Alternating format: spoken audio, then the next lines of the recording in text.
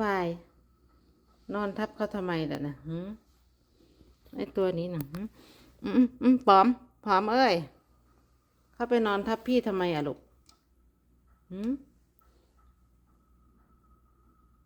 คอกที่สองไอ้ปอมมันคอกอันนี้คอกแรกนี่พวกลายๆในคอกแรกนี่